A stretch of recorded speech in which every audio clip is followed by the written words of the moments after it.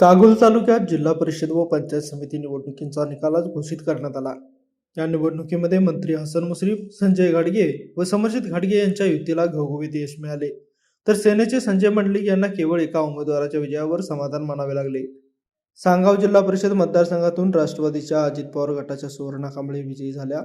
कसबा सांगाव आणि पिंपळगाव खुर्द पंचायत समितीत भाजपच्या तेजस्विनी भोरे आणि अनिल हेडगे यांनी विजय मिळवला। सिद्धनेरली जिल्हा परिषदेत भाजपच्या सुयशा घाडगे विजयी ठरल्या।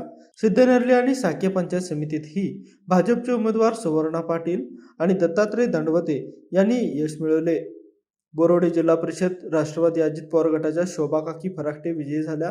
सावर्डे खुर्द पंचायत समितीत इंद्रजित पाटील तर बोरोडे पंचायत समितीत शिवसेना शिंदे गटाचे बालाजी फराकटे विजयी झाले।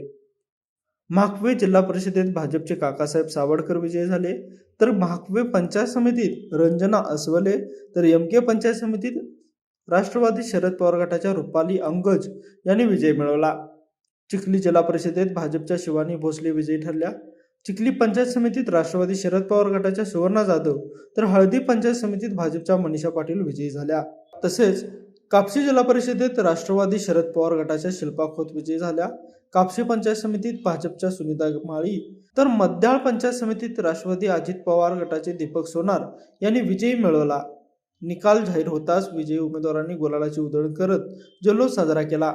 लाईव्ह मराठीसाठी मुरगुडहून सर्जेराव भाट।